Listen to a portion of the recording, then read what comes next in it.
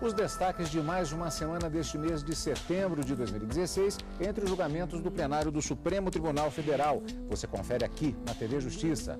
É o Plenárias, que está começando.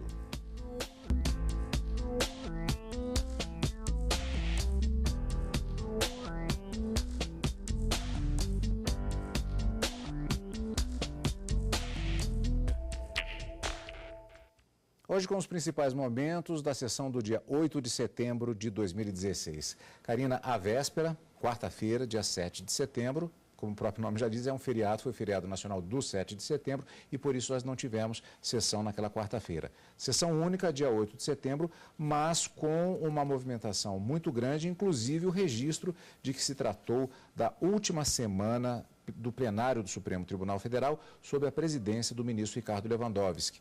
Ele será substituído pela ministra Carmen Lúcia para um mandato de 2 anos, já na semana seguinte. Exatamente, Cadu. Na próxima semana, a Suprema Corte já será presidida pela ministra Carmen Lúcia, uma vez que a data da posse está agendada para a próxima segunda-feira, dia 12 de setembro.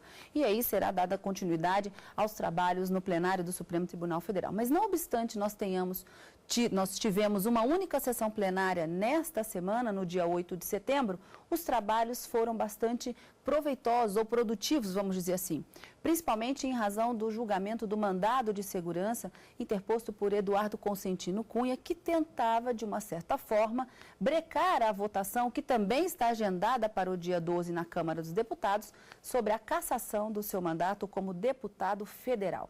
Nesse mandado de segurança, houve um julgamento, por maioria os ministros acabaram denegando a ordem, mantendo todo o procedimento como não eivado de qualquer dos vícios, dos 5 vícios apontados por Eduardo Cunha, mantida, portanto, a condução ou a recomendação da Comissão de Constituição e Justiça da Câmara dos Deputados para que o plenário possa deliberar sobre a cassação ou não do mandato de Eduardo Consentino Cunha por quebra de decoro parlamentar. Ainda na sessão de quinta-feira, uma lei do estado do Mato Grosso do Sul também foi declarada inconstitucional por usurpação da competência da União para legislar sobre licitações e contratos.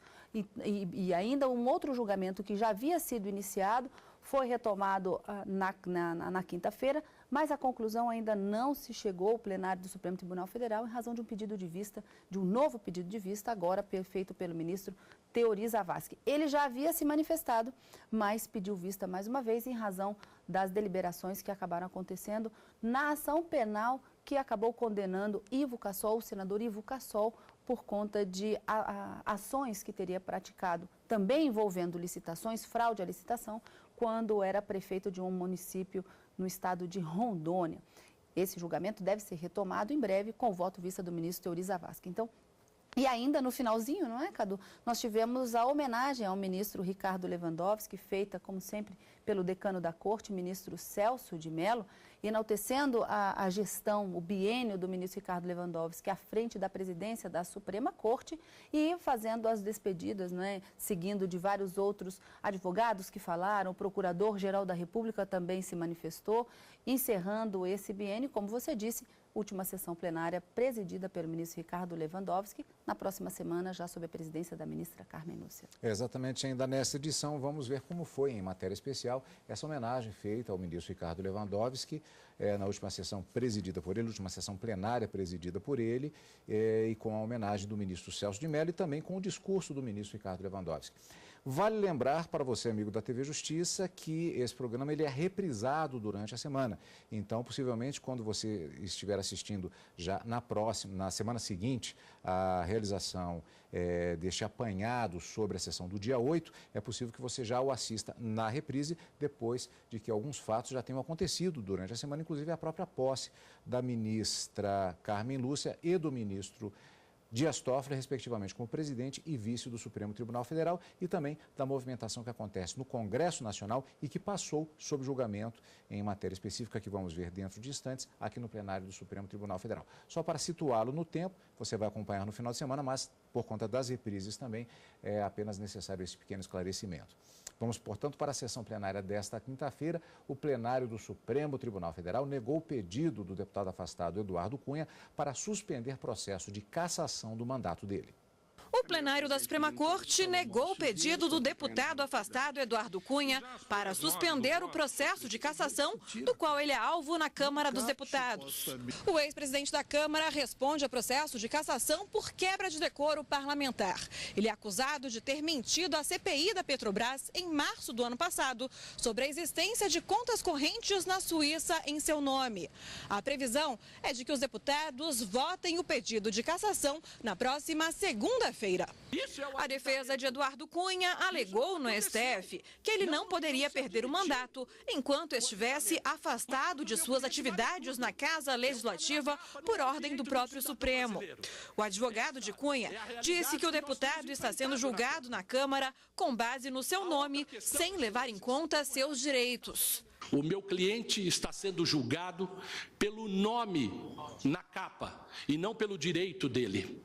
Essa é uma realidade que eu preciso, não tenho como não dizer a vossas excelências. A maioria dos ministros acompanhou o voto do relator ministro Luiz Roberto Barroso para manter o andamento do processo de cassação de Eduardo Cunha. O ministro afirmou que não havia identificado irregularidades no andamento do processo que tenham restringido o direito de defesa do ex-presidente da Câmara. Havia 36 presenças contabilizadas na hora da abertura, que foram colhidas pela Secretaria da Sessão da seguinte maneira, abro aspas, para transcrever as informações prestadas pela Comissão de Constituição e Justiça. No que tange aos membros titulares, todos aqueles que registraram sua presença eletronicamente no painel foram considerados para efeito de quórum. E 2, quanto aos membros suplentes, assevera-se que não há suplentes de deputados específicos nas comissões. Os suplentes o são de partidos ou blocos, não deste ou daquele titular. Assim, na ausência de um membro titular, a Secretaria considerou o membro suplente que primeiro marcou presença dentro daquele partido ou bloco, fecho aspas. Este entendimento manifestado pela Comissão de Constituição e Justiça me parece perfeitamente compatível com o sentido e alcance do artigo 57, inciso 9, letra A, do regimento interno da Câmara, que diz o seguinte, abro aspas, no desenvolvimento dos seus trabalhos, as comissões observarão as seguintes normas, 2.9a. Na votação, serão colhidos primeiramente os votos dos membros titulares presentes e, em seguida, o dos suplentes dos partidos dos titulares ausentes. Portanto, os suplentes são dos partidos ou dos blocos de partidos e não propriamente dos titulares ausentes. Desse modo, a premissa do argumento segundo o qual haveria um suplente para cada titular simplesmente não é verdadeira, os suplentes o são dos partidos ou dos blocos parlamentares. De modo que também esse pedido eu indeferi. Eu devo dizer que, com a representação do mesmo ilustre advogado, o impetrante neste mandado de segurança ajuizou diversas outras medidas. 4 delas passaram por mim, não sei as que foram distribuídas aos demais colegas, de modo que penso que o direito de defesa e de postulação judicial, de uma maneira geral, foi exercido e com excepcional representação pelo impetrante, que, todavia, a meu ver, claramente não tem razão.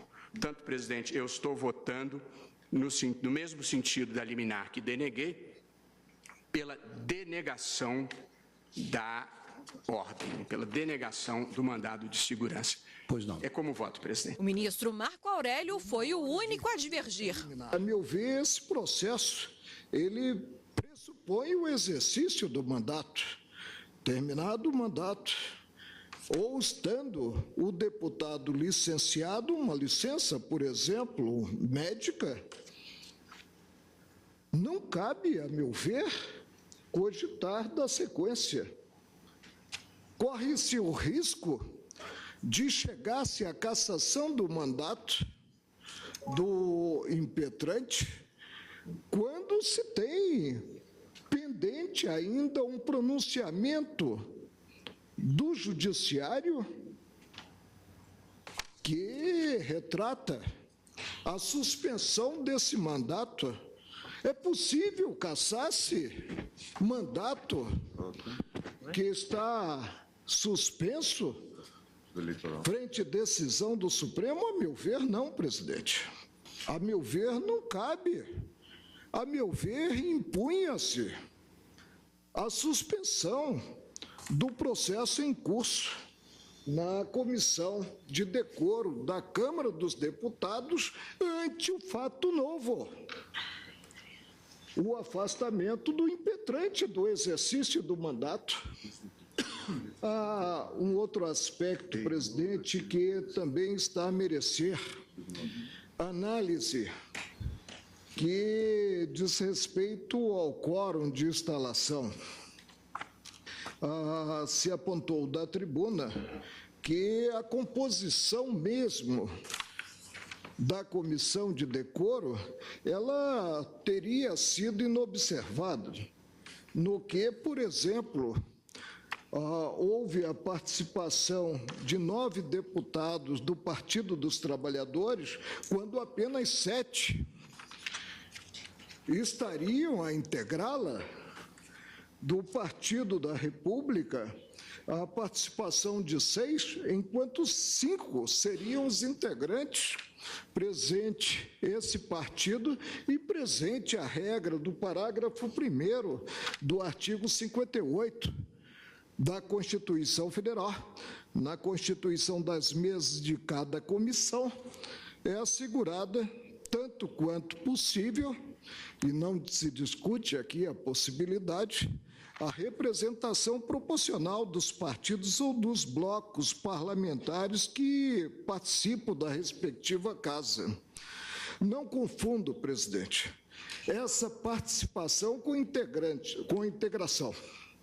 Uma coisa é participação, algo diverso é integração. E essa integração ela fica documentada a partir do momento em que a comissão é constituída e, evidentemente, se tem como conhecidos os nomes dos titulares, penso eu, dos titulares e dos suplentes. Pedindo vênia ao ministro Marco Aurélio, e não obstante agora esse adendo que faz, sempre com muita substância, eu tenho em mãos e acabei de ouvir o voto do eminente relator e estou convencido, data vênia, mais uma vez, de que a ordem deve ser denegada. Proclamo o resultado, por maioria, denegaram a ordem, conheceram do mandado de segurança e denegaram a ordem, vencido o eminente ministro Marco Aurélio. Está encerrado o julgamento. Em outro julgamento, o plenário do Supremo suspendeu a análise de recurso do senador Ivo Cassol contra uma condenação que sofreu em 2013 por fraude em licitações. O crime teria ocorrido entre 1998 e 2001, quando ele era prefeito de Rolim de Moura, em Rondônia. O julgamento foi suspenso pelo pedido de vista do ministro Teori Zavascki. E no próximo bloco, nós vamos ver como foi o julgamento de uma ação direta de inconstitucionalidade contra uma lei do estado do Mato Grosso do Sul. E também vamos ver como foi a homenagem ao ministro Ricardo Lewandowski, que deixa a presidência do Supremo Tribunal Federal. Daqui a pouquinho, depois do intervalo.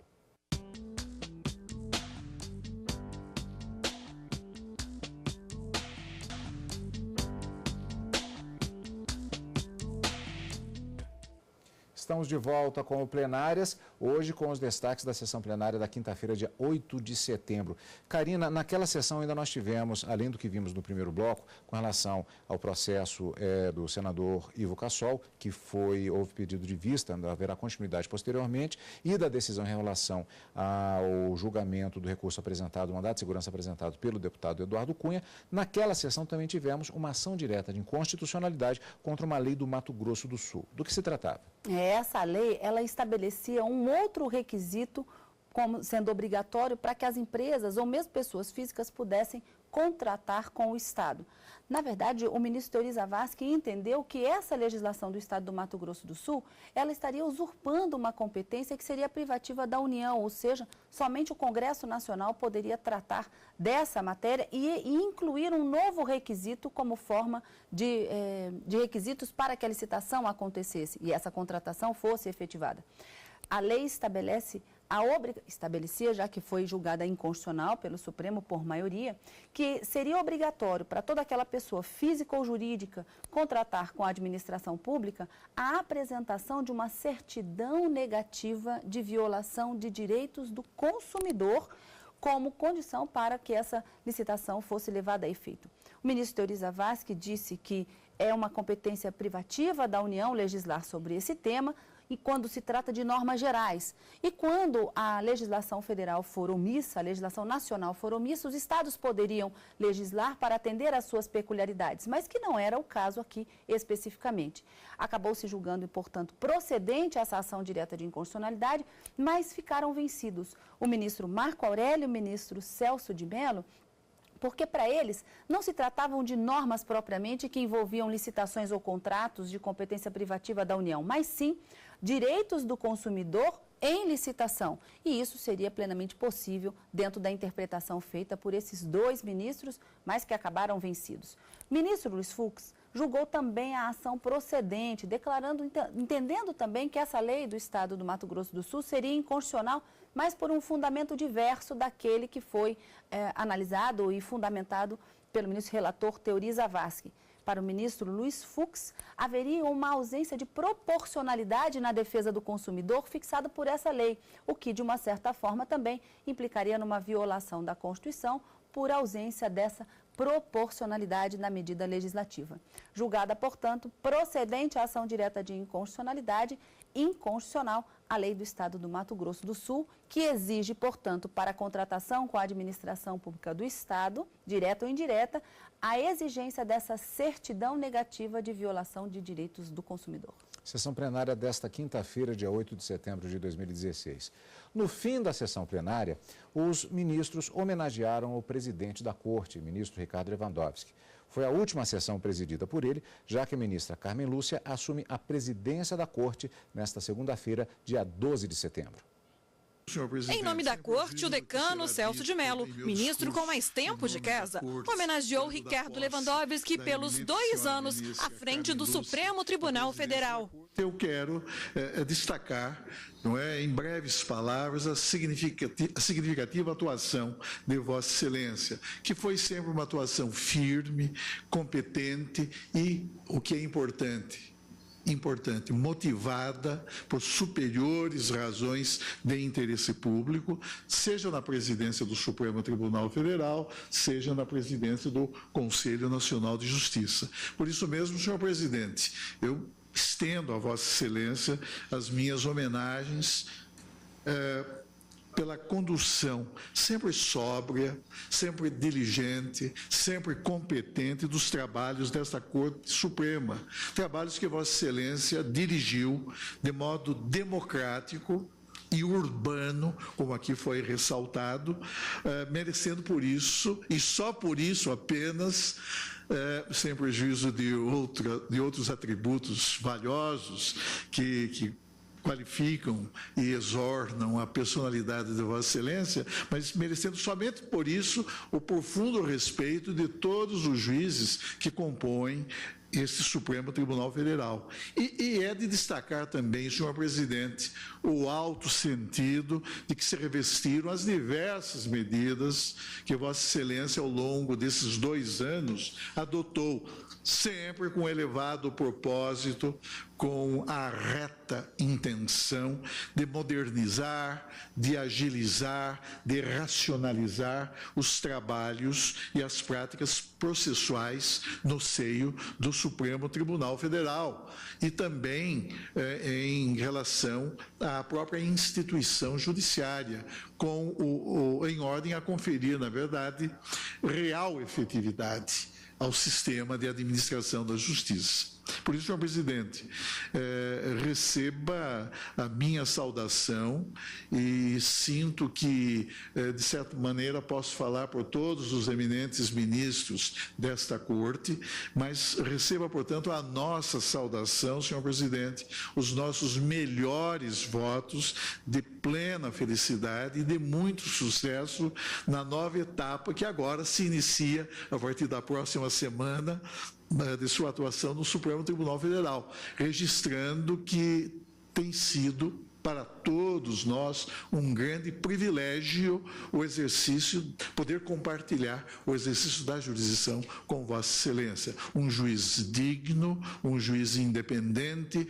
um juiz correto, um juiz digno e merecedor de todo o nosso respeito. Muito obrigado, eminente decano. O subprocurador-geral da República, Odim Brandão Ferreira, elogiou a iniciativa do ministro Ricardo Lewandowski de implantar as audiências de custódia em todo o país. Pelo projeto, os presos em flagrante devem ser apresentados a um juiz em até 24 horas. As audiências de custódia, a meu ver, se por nada mais, e não acredito que assim o seja, o nome de Vossa Excelência não ficasse na história do Judiciário, ficaria por isso. O ministro Ricardo Lewandowski agradeceu as homenagens. Se há uma marca pela qual, ministro decano, eu gostaria de ser lembrado, é de ter realizado uma gestão inclusiva, democrática e participativa. Nós mantivemos e ampliamos os canais de comunicação com os membros da Corte e do CNJ, com o Poder Legislativo e o Poder Executivo, com os advogados, especialmente por meio da gloriosa Ordem dos Advogados do Brasil, do Instituto dos Advogados do Brasil, com o Ministério Público, com o qual lutamos ombro a ombro em prol de causas comuns, com a combativa e zelosa Defensoria Pública, sempre atenta para as necessidades dos menos favorecidos pela sorte, que são muitos, infelizmente, no Brasil. Dialogamos com os juízes de todos os ramos e graus de jurisdição no nosso país, com as associações de magistrados, com os sindicatos de servidores. E repito, se porventura alcançamos alguns êxitos, devemos esses êxitos à colaboração de todos. Eu gostaria de terminar, depois de tantas orações muito eloquentes e reputo, de certo modo, imerecidas, que me foram dirigidas, com as palavras que tomo de empréstimo a São Paulo Apóstolo, dizendo que eu tenho a convicção íntima de que combati aquilo que eu reputei ser o bom combate. Eu concluí a minha missão e, apesar de todos os percalços, e sabem, e aqueles que me acompanharam, que foram muitos, não foram poucos, mantive a fé nas pessoas e nas instituições. Muito obrigado. Está encerrada a sessão. A sessão de posse da ministra Carmen Lúcia como presidente do Supremo Tribunal Federal e do ministro Dias Toffoli como vice-presidente será transmitida ao vivo em edição especial do Direto do Plenário nesta segunda-feira à tarde. Karina, e temos encontro também na quarta-feira e na quinta. Na quarta e quinta-feira ao vivo no Direto do Plenário e no final de semana com plenárias. Obrigado pela sua companhia como sempre e continue conosco na TV Justiça.